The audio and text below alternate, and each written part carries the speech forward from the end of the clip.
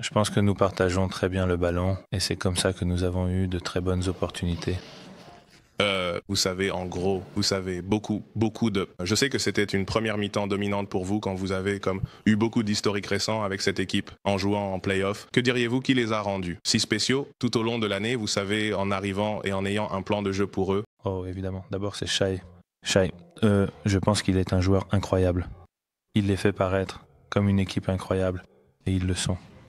Et puis, en second, c'est leur défense. Ils ont beaucoup de gars qui peuvent défendre.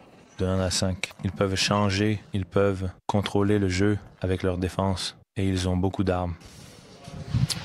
Lucas, vous êtes évidemment très familier avec cette équipe d'OKC, mais en pensant juste à votre propre équipe, est-ce que gagner de cette manière vous donne un type de confiance supplémentaire sur où vous pouvez finalement aller? Et comment cela se passe-t-il pour vous maintenant que vous continuez à apprendre à connaître vos coéquipiers? Oui, je veux dire, c'est très difficile de jouer ici. Dur à gagner. Mais, voyez, le classement, c'est fou à l'ouest, donc nous avions vraiment besoin de cette victoire.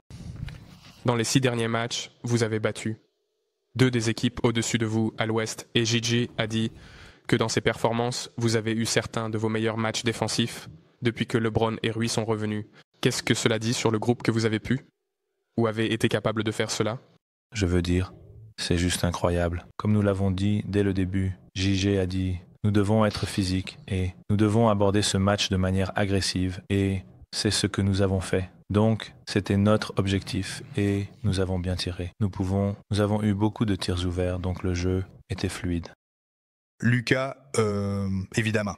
Pour toi, tu sais, soir après soir, tu veux être impliqué, tu veux faire les bonnes choses, tu veux faire les bons jeux. Mais quand une équipe te défie de la manière dont un défenseur comme Ludort le souhaite ou de la manière dont une défense à haute pression le fait, quel niveau de créativité cela débloque-t-il pour toi? Il semble que tu apprécies ce niveau de un défi. Je suppose qu'il n'y a probablement pas de meilleur mot que défi.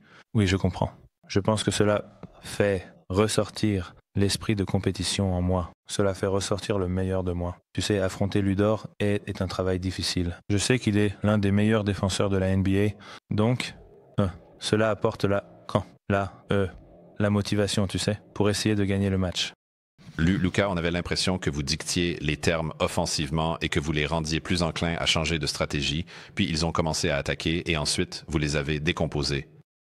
Qu'est-ce que cela dit sur le potentiel de ce groupe offensivement en affrontant la meilleure défense de la Ligue? Vous avez pu, en quelque sorte, contrôler le jeu de cette manière? Oui, je pense que nous sommes les meilleurs, tu sais, quand ils attaquent.